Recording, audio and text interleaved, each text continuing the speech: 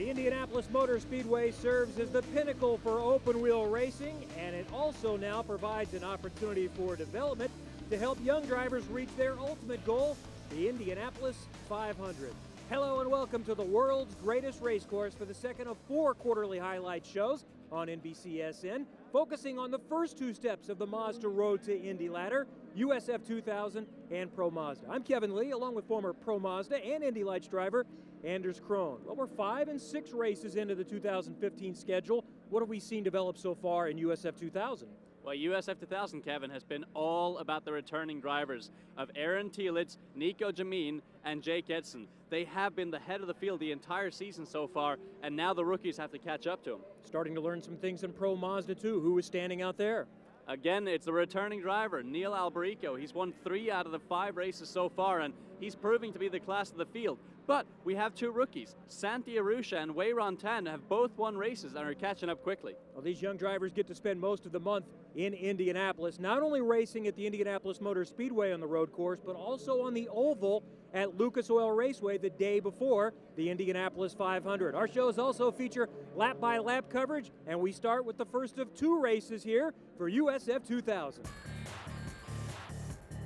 And Nico Jamin had the pole in this event with Aaron Telitz to his outside. They are 2 of the championship contenders, 2nd and 3rd in the championship. Jake Edson starting on the inside of 2. He is the championship leader. And you'll see the rest of the field as the cars pace their way around Anders, this 14-turn, nearly 2.5-mile road course. Yeah, it always provides amazing racing here at the Indianapolis Motor Speedway ever since the road courses come into play, and no doubt this will be no different. On the south end of the race course, getting prepared to make their way back onto the oval using part of the oval and part of the road course that was redesigned last year and to rave reviews in 2014 among all series, Anders. Every single one of the drivers and teams love this track, and it's such a long stretch down here. As you can see, the leaders start accelerating here, half a mile all the way down to turn 1. Teammates starting side by side in the front row. Jamin has the red roll bar and an orange helmet. Telitz with the right roll bar, and Edson in the black car behind him. And there he peeks to the inside, so they're 3 wide going into turn 1. Who's going to get there first? It's the pole sitter, Jamin, then Telitz, then Edson, and cars turned around in the back. That's Yufeng Lo turned around there, and James Stason involved in that as well. So easy to happen here at Indianapolis Motor Speedway. Very, very tight turn 1, and as we can see, full course yellow out. And Yufeng Lo started 4th. So one of the early contenders starting up front comes out of there without the rear wing. Let's take a look again. So 2 stories. We're watching the front and then the contact there from 4th and 5th position, and it looks like Luke Gabin in the Soul Red car was one of those involved. Yeah, it just looked like Luke was all the way at the inside there, and Yufeng Lo had no idea he was there. Turns in and gets his right rear hooked, and he goes around, and then he sustains further damage from James Stason there, just running into him. One of the Pelfrey cars there in the yellow also involved. So one more look at it as we see Lowe going around. And we've seen this time and time again. Look at this, Luke Gabin so late on the brakes there, tries to avoid him, tries to go over that curb, but just bumps into him. Yufeng has no idea he's there. On board now with Yufeng Lo. Yeah, as you can see, Yufeng just had no idea he was on the inside there at all, so that's a great shame for him. Great rookie driver coming into the series, so that's a shame for him to see. And James Stason, look at that, 3 wide, just tries to avoid it, and it just has nowhere to go. Almost manages to make it. So we're going to get an early restart. The pole sitter, Nico Jamin, maintains the early advantage.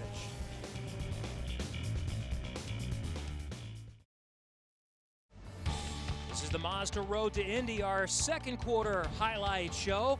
The month of May spent in Indianapolis. This is USF 2000, the first of a pair of races at the Indianapolis Motor Speedway, and an early restart with the pole sitter on lap 3, Nico Jamin still in front, Aaron Telitz, his teammate behind him, and Jake Edson in the black car in the 3rd position, and the 2 teammates, Anders, are going side by side into 1, and it is Telitz going around the outside. Look at this great move for Telitz, but now he's going to squeeze his teammate wide, and that's going to allow Edson to come into 2nd place. Wow! Nico Jamin all the way down to the 3rd, now maybe in 4th. No, he is going to make that. This is drama on the opening lap. So Edson gets to 2nd position. And there is Listashkin going around. Oh, he just clobbered the curb there in turn 5, 6, bottomed out and spun that car around. So he's going to fall all the way back to the pack there. Aaron Telitz took over the advantage, getting to second position. Edson moved to second position, and Jameen fell back to third. Let's go back and look at this restart again. On board Nico Jameen through turns 1 and 2. Oh, look at this. Aaron Telitz so smart there, just running him a little bit wide coming off turn 2 and gains a bit of an advantage. His teammate is not going to be happy about that at all. And look at this racing here. Kayvon Sori and Garth Rickards here on the inside into turn 12. There's so much racing at the Indianapolis Motor Speedway road course. It's just crazy. Every single time we come here, the racing is fantastic. Tyler Hunter there cutting through the grass, but is able to keep it on and keep it together. He'll just lose a few positions. He's making his first start this weekend in USF 2000. And that was a big shame for him because he was actually running really, really well there. Not only is he a rookie to the series, but Swan Motorsports is a rookie team as well coming into USF 2000. So that was a great run for them until he went off the track just there. Hunter is a 22-year-old from Denver, Colorado. A look back through the field and more mixing it up here for position. Look at this, 2 Australians of Luke Gavin and Anthony Martin going side by side through turn 4, then single file again. But these guys have been battling it out hard all year long so far, and the battle continues. Gavin was involved in some contact at the start of the race, but he has maintained his relative position. There he is in the Soul Red car in 5th position as the winner of last year's Skip Barber Summer Series and getting the Mazda Speed Scholarship. And just look at this battle here between Kayvon Andresori and Garth Rickards going back and forwards with each other now through that technical sector, turn 8, 9, 10, and now they're going to come into a hard braking zone here in turn 12, which is Garth's next opportunity to pounce, but he's a little bit too far back right now to make a move. You might say there are only a couple of areas to pass, but we've seen more than that with USF 2000 and Pro Mazda. But whether you can pass or not, these sections are setting you up for turn 1 and turn 7. Got to be close enough to pounce. And the key to it all with the IMS road course is just how long those straights are. It gives you a great opportunity to catch up on that draft of the car ahead of you and just roll right up on their gearbox and then pop out. And look at this, Nico Jameen is going to try and do just that, shows himself in the mirror, can't quite get it done. Jameen looked from 3rd position on Jake Edson. Out front, it's Aaron Telitz, who took the lead on the lap 3 restart after the early caution.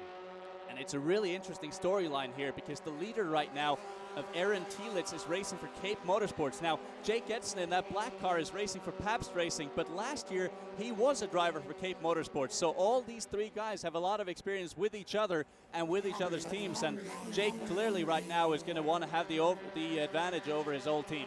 Telitz, a 23-year-old from Rice Lake, Wisconsin. He comes in 3rd in the championship. Edson is the championship leader, also a young American, still just 19 years old, from Memphis, Tennessee, lives in Florida now. And Edson has been on the podium in every race so far this season, swept the opener at St. Petersburg, the 2 races there. And he just did such a great job last year building up momentum in his USF 2000 rookie campaign with Cape Motorsports, ending the championship in 3rd place and having some wins to go with it towards the end of the year. But he's really unleashed his potential so far this year. But look at this now, Nico Jameen going to try and get into that draft here down that long front straightaway. Is he going to do it? Nico Jameen is going to pop to the outside, and let's see if he can make it stick around the outside. Not quite. And that's what makes turn 1 here so fun. You're going to see drivers go to the inside to try to block that position. Perfectly legal as long as it's not in reaction to someone else. But there's enough room sometimes to go around the outside there. Yeah, there's plenty of room, and especially with the massive amounts of draft you get around this track, it's really quite easy to make a pass also around the outside, but you do have to be close on the corner prior to. So he's going to try and do the same here in the brake zone into turn 7. Not quite as easy to get it done here, but he's clearly got the pace advantage right now. So what he's got to do right now, what he's got to be thinking is just pile on the pressure on Jake Edson, and he will make a mistake. But Jake, as we've seen so far this year, has been so picture perfect. And look at this, Isla Ogren and Max Hanratty going at it. Ogren in the yellow car in the middle of that pack of 3 cars. The 6th car is Max Hanratty from Wisconsin. He's 21 years old. And then it's Ogren in the yellow car. And the third car there with Pabst Racing, also making his debut in this series, is Sam Chastain, a 22-year-old from Noblesville, Indiana, just north of Indianapolis. And he's made the step up the ladder as well from the F1600 Championship. So him and Isla Ogren were actually teammates for Brian Hurd Autosport in F1600 a couple of years ago. She then went on to win the championship last year, and he has now made the step up to USF 2000 this weekend with JDC Motorsports. So it's great to see him stepping up into the Mazda Road to Indy. Good racing throughout the pack. And Ogren is going to take a look here going into turn one, not going to find an opportunity there. Back up front, it's still one of the Cape Motorsports cars. Aaron Telitz with Edson chasing him, and Jameen has been working on Edson for quite a while. And look at this, does he have the run now? Edson's going to go all the way down to the inside here. Jameen's going to have to go the long way around in that brake zone for turn 7. He is going to back off, but now he's going to have the advantage. Now he can do the high-low here into turn 8. And now 9, look at this, can he figure something out for turn 12? That's where he's got to try and get him set up for, but not quite close enough right now. But just look at how much that car of Jake Edson is moving around. He's clearly driving that thing to the absolute limit. You can't go around the outside to 7, but you can, by setting up the crossover, maintain that close distance, and that's what Edson, or rather Jameen, is doing here to Edson. Yeah, he's going to just try and put as much pressure as possible, but also by forcing Edson to go to the inside, he's going to have to brake really, really hard offline, where there's a lot of dirty gravel, a lot of rubber, and the grip isn't as good on the inside as it is on the ideal braking zone. So here we go again. He's forced all the way down to the inside, and now Jameen, is he going to be able to outbrake him? He's got a lot better position this time. Look at that, Jake Edson. Real pro there, just releasing the brake, and now side by side through turn 2. These guys are going at it. And while all this is happening, Aaron Telitz is saying, thank you very much, I'll stretch it out a little bit. Nearly side by side here through this complex too. And Jameen is all over Edson. And is he going to be close enough? Just stay right there and maybe get him going into turn 7. But you know, Edson is going to make him go the long way. This is just great racing, but you know what this is enabling? It's enabling Telitz pulling away. He's pulled a 3-second advantage right now, so he is clearly a lot faster than these two guys right now. Look at this, outside through turn 7, which means he has the inside for 8, but then the outside of turn 9 again, but then the inside of turn 10. Wow, he gets that move done. Wow. But is he going to slide too wide? Edson trying to come back? No. Great work by Nico Jameen, but Edson isn't ready to give this up yet. He'll stay right on his rear wing as they come back onto the oval. Edson swings it wide. 2 more turns to come back through the infield course, and the racing continues to heat up. That's the battle for second. Meanwhile, up front, Aaron Telitz leads in USF 2000. This is the Mazda Road to Indy on NBCSN with Anders Krohn. I'm Kevin Lee, back at the Indianapolis Motor Speedway in USF 2000, and we're now under yellow. Contact just a moment ago between Parker Thompson and Kayvon Anders Sori, and we're heading down to the final 6 or 7 minutes of this 30-minute event, and there is the look at what happened between Anders Sori and Thompson. Just a really, really late move to the inside there. I'm not even sure Parker Thompson knew that Kayvon was going to come to the inside there. Look, no, he just slides straight into his side pod. Parker had no idea what was coming there. So meanwhile, this is not good for Aaron Telitz, who had built up a huge advantage on Nico Jameen and Jake Edson, who have been fighting for position. Jameen just got him for second position. So we're around 5 minutes remaining. A restart on lap 14. It's Telitz in front, then his teammate Jameen in second. He's going to pop to the outside. Edson in the black car is third. He's going to go to the inside, and we're going to see 3 wide again into turn number 1. And Telitz goes into the grass, and he's going to fall back and lose several positions. Edson jumps out to the front. That's Anthony Martin, who was in 4th position, getting through in 2nd place. Massive drama there on the restart, and what a disaster for Aaron Telitz this is. He was dominating this race, and it's now all the way down in 5th place. Wow. Let's take a look again as they went 3 wide into turn number 1. This is on board with Telitz. Telitz just outbrakes himself, locks up that inside wheel, and oh, he's so lucky not to take out his teammate Nico Jameen and Luke Gabin there. But look at this move here from Nico Jameen. He's just so late on the brakes, but then he forces Telitz to outbrake himself, and he does the over and under. But the really smart guy here is Jake Edson. Look at this, just brakes a little bit conservatively and makes it through that corner in first place. A lot of action here. And Anthony Martin was 4th on the restart. That's him second in line right there for John Comiskey Racing.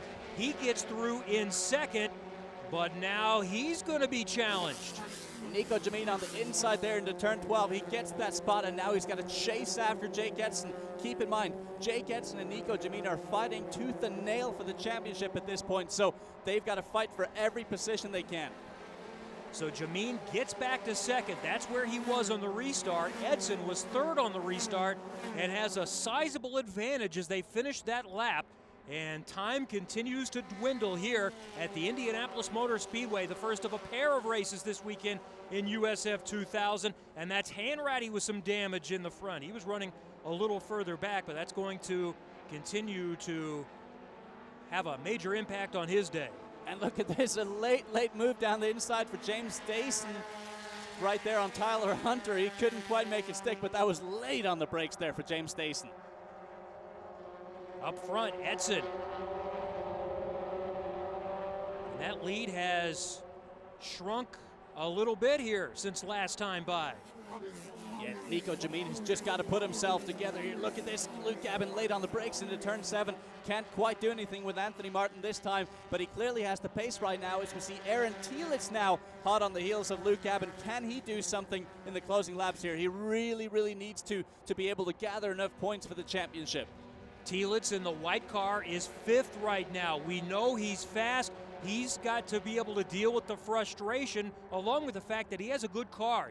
He probably can't win, but he can still make up some spots. He's just got to be so frustrated right now, and you can see it in his driving style. He's desperate right now for any position he can take. Keep in mind, he finished 4th in the championship last year. He was so strong. He won the night before the 500 event last year and was arguably the strongest rookie coming into this season as a sophomore driver. And this year, he's got the pressure. He's with the best team. And look at this outside move on Luke Gavin now. He's got to be so late on the brakes here to get that move to stick. And does he? Oh, he locks up yet again. That's not good for his inside right front tire. He's just abusing that tire, and you can see the flat spot on the right front tire. That's not good for that Cooper tire. Thielitz makes it stick, though, and he moves up to the 4th position. And now he'll go to work on Anthony Martin. Thielitz 3rd in the championship coming in. Jameen is 2nd. And Edson is the championship leader, and he leads the race. And boy, what a day this would be for Pabst Racing. And Jake Edson again in that black machine there up front. He's been so good all year long, just so consistent, never putting a foot wrong. And when we saw him in St. Petersburg with that double win, we thought maybe this is it. Maybe he's going to dominate the entire season. But then the Cape Motorsports boys of Aaron Thielitz and Nico Jameen rather have just elevated their level and are so strong right now. And as is Anthony Martin here in his John Comiskey Racing entry. So strong and such a good team, only being a second-year team here. And Anthony Martin, straight off the boat from Australia, has done a great job so far. We're probably about 2.5 laps looking at the time limit from this one going to completion. We will not see the white flag this time by as they come back on the main straightaway. And there we see the battle for 3rd position once again. Thielitz trying to go around the outside of Martin, and it looks like he's going to beat him to the corner. Will he overcook it this time? No, he clears him and takes a nice line into turn 1. Beautiful pass there, just drafts around the outside of Anthony Martin, and there's really nothing Anthony Martin can do at that point in time. The Cape Motorsports cars are always very well prepared, as we see Sam Chastain now going side by side with Augie Lurch through turn 2. That's for a position slightly further down the field, but as you can see, the Indianapolis Motor Speedway just creates battles wherever in the field you are. Edson trying to hang on up front and hang on to his championship lead. But Nico Jameen is not done with him yet. The 19-year-old from France, living in Florida now. And further back in the pack, battles for positions still to be determined. This is actually a great debut here for Sam Chastain. First race ever in the USF 2000 Championship. First time with JDC Motorsports, and he's done a real good impression here on his first outing, so we hopefully can see him back in the series sometime soon. And the gap is closed. Edson by about 2 car lengths now. back on the main straightaway. Will we see the white flag this time by? Yes, we will. 1 lap to go at the Indianapolis Motor Speedway. Edson trying to hold off Nico Jameen. Jameen second in line in the white car. Looks outside. Oh, surely he can't pull that move off. No, not this time. Oh, Edson runs wide and he gives the lead to Nico Jameen. Wow, he just outbreaks himself by a little bit, and it's enough for Jameen to get through. What a disaster on the final lap there. Jake Edson had a perfect opportunity to extend his championship lead there, but he falls back, and now Nico Jameen is in the catbird seat. Let's look one more time. It almost worked out as an over-under type move for Jameen. Outside, he sees he can't get there, so I'll try to beat him through the corner, and I will. Oh, exactly the same move he pulled on Aaron Telitz on the restart there, so what a move for Nico Jameen. He has proved to be the quickest guy all weekend long, and now he's back in the lead after a lot of fighting. And Jameen has survived turn 7. That's the next best passing opportunity. They're back at the south end, so 3 more corners to go. This right-hander is turn number 12. Edson trying to fight and stay within range in case Jameen makes a mistake. He will not here. And he should be home free. Nico Jameen back on the main straightaway, and the 19-year-old from France is going to win at the Indianapolis Motor Speedway in USF 2000. Massive win here for Nico Jameen and his Cape Motorsports boys. There you see them cheering him on. What a win that was, and a lot of back and forwards and a lot of fighting, and that was a hard-fought victory for him. It's the 3rd win of the season for Nico Jameen, his 2nd straight, and the PFC award to the winning owner goes to Cape Motorsports with Wayne Taylor Racing. The Stobley award goes to Luke Gavin, and the Tilton Hard Charger award, Augie Lurch, went from 15th to 10th. And notice the veterans up near the front, the newcomers on page 2. Let's hear from the winner now, Nico Jameen. Yeah, that was a crazy race, and on the last lap, after the restart, I was like 4 car lengths from Jake, and I saw I was coming back. So when I saw that it was a white flag, I knew I had something to do, you know. I went on the outside of the first corner. We both braked very late. He locked up the tires, went a little bit straight, and then I could run the outside of turn 2, and that was it. Before the race, I said to the media, my dream is to win a race at Indianapolis, and I did the pole, and now I win the race, so it's really awesome. Big day for Nico Jameen, and he's the winner of the Replay XD move of the race, getting by Jake Edson for 2nd. They battled for several corners. Yeah, look at this, around the outside of turn 7, then he had the inside for turn 8, but then he was back on the outside through turn 9, which eventually gave him the inside for turn 10, so what a battle these two had all race long. That was midway through the race, and the weekend continued in spectacular fashion. Nico Jameen winning the 2nd race on the road course at the Indianapolis Motor Speedway in early May. Aaron Telitz moves up a spot to 2nd. Anthony Martin gets a podium. Luke Gavin and Yufeng Lo bounces back after a rough race number 1. And Edson finished all the way back in the 12th position. And then it was to the short oval, just a little bit west of the Indianapolis Motor Speedway. And Jake Edson winning at Lucas Oil Raceway. Jameen finishes 2nd this time. Then it's Aaron Telitz with another podium. That has been a common theme throughout the season. Those 3 have been battling it out week in and week out. So we're past the midpoint of the season now. 9 of 16 are complete. And it's Jameen, Edson, and Telitz battling for the championship, and Jameen has the advantage. Coming up, we'll highlight Pro Mazda on NBCSN.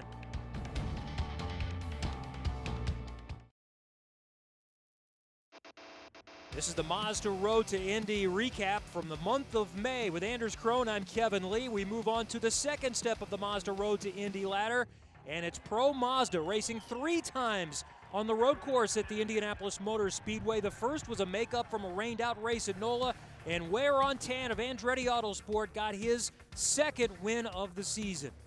Timothy Beret of Juncos finishes 2nd, and Neil Alberico on the podium, and Alberico is the championship leader.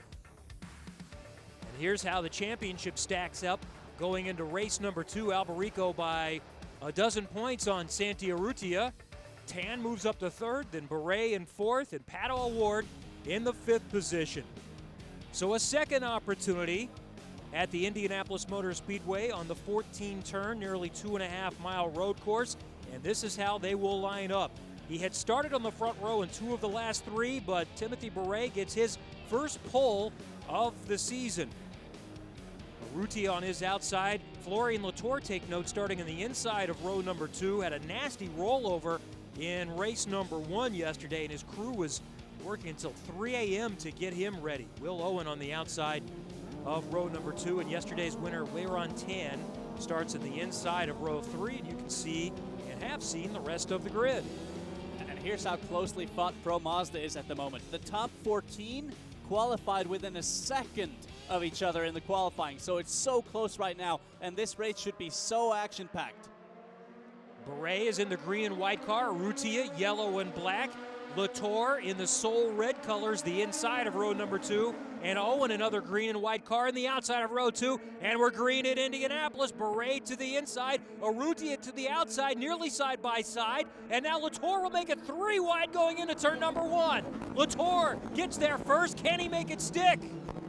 Oh, look at that, just runs a little bit wide, and now Beret is going to be on the outside in turn 2, but Latour takes the lead.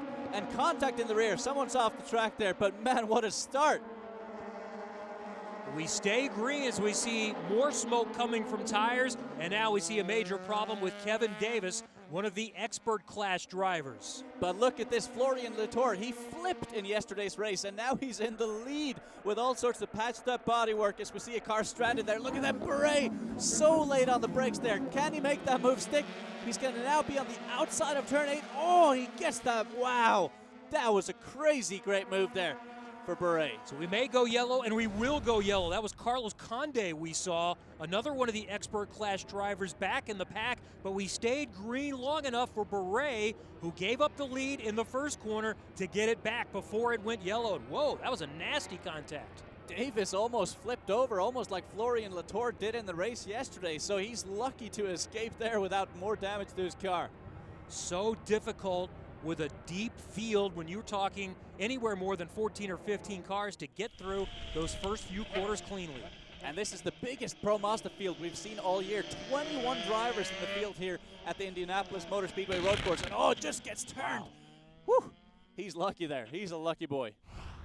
So major damage to several cars in the back. Up front, Beret survives, and he heads to the yellow with the lead.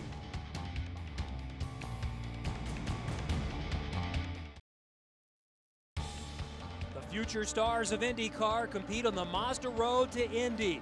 This is Pro Mazda, the second step of a 3-step ladder at the Indianapolis Motor Speedway road course weekend, and a restart on lap number 3 with Timothy Beret in the green and white car, leading Florian Latour and Santi Urrutia into turn number 1. Great restart there for Beret. It's so easy to get swallowed up by a huge draft, and as we see a lockup there for Garrett Grist deep in the field there with his teammate Jose Gutierrez on his heels.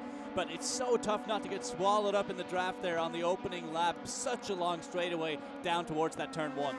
We're on tan in the black and red car we see now. 4th position, Will Owen, another green and white car for Juncos in 5th position. And that's Beret out front as they go down the long Holman Boulevard straight into turn number 7. And he's been so quick all weekend long. He's been so strong. Look at this now. Pato Award looking at his cousin Jose Gutierrez around the inside.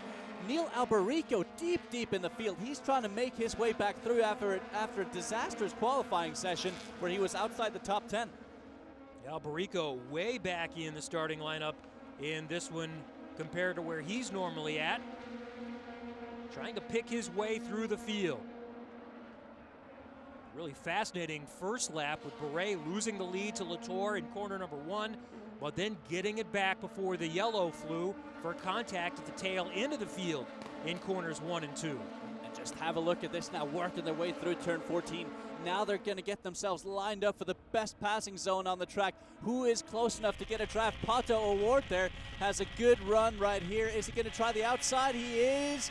Jose Gutierrez now has to be super late on the brakes to cover Pato. Oh, are they going to go side by side? Oh, they are. And side by side through turn 2 as well. Wow, what a great battle. But Jose Gutierrez able to hang on to that spot. That is some pretty hairy stuff right there. And that's great driving by these two young drivers, too, giving each other just barely enough room to get through there without making contact. And I wonder if that's the family ties right there, because these guys are cousins, so maybe they race each other just a little bit more nicely than, let's say, Ware and Tan and Will Owen do right here. Ware and so late on the brake there into turn 7 and snags that spot from Will Owen. Let's go back to this, what we were talking about a moment ago with the cousins through turn 1 and 2 side by side. Oh, Pato O'Ward is a wheelman. He is super sideways there. Full opposite lock as we see now Victor Franzoni, who's making his series debut in Pro Mazda, having moved up from USF 2000. Again, he was a multiple race winner in USF 2000 and has now stepped up into Pro Mazda and has been so strong so far. Good racing throughout in the early stages here at the Indianapolis Motor Speedway on the road course. And already lap traffic in the inside there. We're seeing Kevin Davis, who was involved in that contact, so that's who the cars are getting by.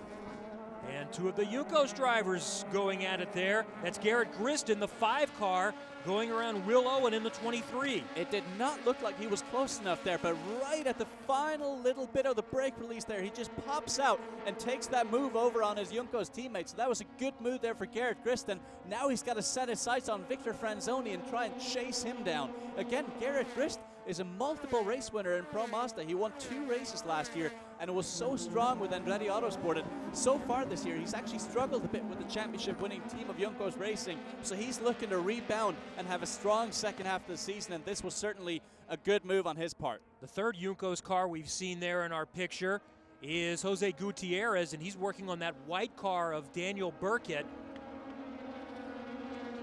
And Daniel Burkett as well, another rookie coming into the season. He did USF 2000 for the past 2 years, now stepping up the Mazda Road to Indy ladder with Cape Motorsports with Wayne Taylor Racing. Such a strong team, but look at Santi Arrucci here. He's enjoyed a strong rookie season so far with a win, and now he's on track for another podium right now.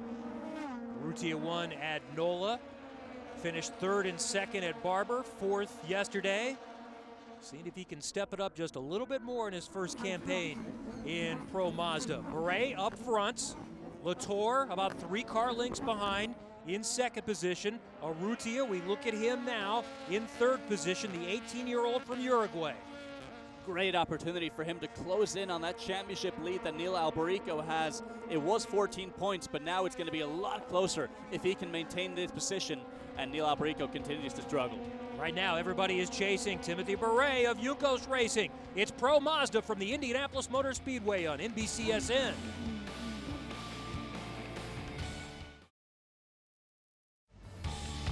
Recapping the second quarter of the Mazda Road to Indy Championship. Throughout the month of May, 3 races for Pro Mazda at the Indianapolis Motor Speedway. With Anders Krohn, I'm Kevin Lee. Timothy Beret, the pole sitter, is the leader. He gave it up in the first corner of the opening lap to Florian Latour, who runs in 2nd, as we see Burkett going off course. He stays back on. Look at that. Him and Pato O'Ward now are going to fight tooth and nail coming onto that long back straightaway. Let's see if Pato can line him up for a pass here. Burkett went through the runoff in turn number 1. Now he's going into turn number 7, trying to hang on to that position and not give up anymore. Pato O'Ward is right on him.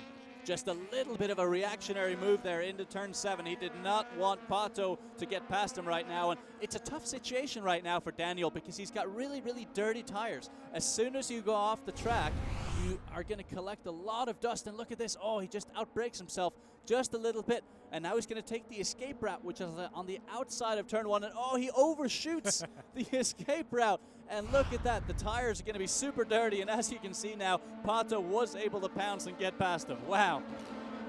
But he does take the most direct path back onto the course, though, so a little bit of a shortcut. You give up a little bit of cleanliness to your tires.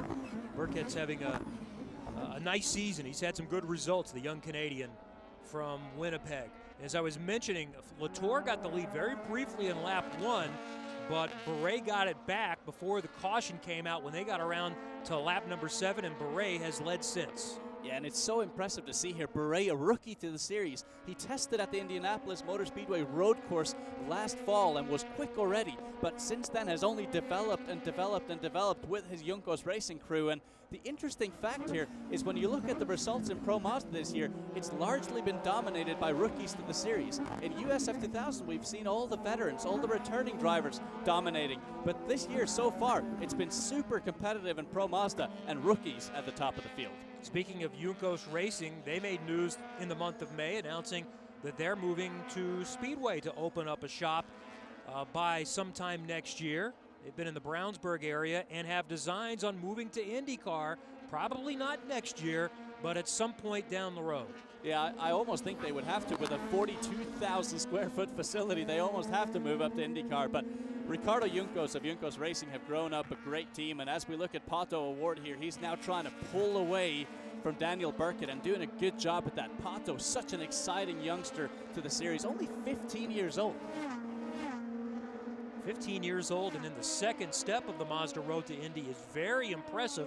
We've seen some 15-year-olds in USF 2000, but 2 steps away from IndyCar. That's some quick advancement for that young man. And also racing at the IMS road course at 160 miles an hour there into the brake zone. Here's a returning driver, Scott Hargrove. He did a few Indy Lights races earlier on this year and is now back in Pro Mazda with JDC Motorsports for a one-off. He hasn't had the weekend that he expected, but he's showing some strong pace right here, overtaking Latif. Hargrove won both races in Pro Mazda here on the road course at Indianapolis last year, 2 of his 3 wins in 2014, and did well at St. Petersburg, I think 4th and 6th for 8-Star Motorsports, but funding is always an issue, and he's still looking for an opportunity to get back to Indy Lights. In the meantime, let's stay sharp and run in Pro Mazda. Yeah, such a talented youngster from Canada as he's pushing his way through turn 8, 9, 10 here. Timothy Beret is the leader. Florian Latour and Santi Urrutia chasing him in Pro Mazda.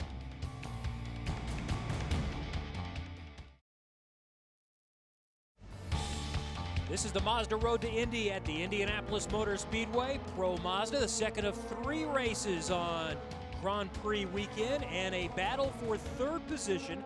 Santi Urrutia in the yellow car, Weir on Tan, who won race number 1 in the black car, and headed down to turn number 7. Tan in the black car to the outside, trying to pick up the spot. But look at that, Santi laid on the brakes there into turn 7, and Weiron is unable to make that move. Now through that technical sector of 8, 9, and 10.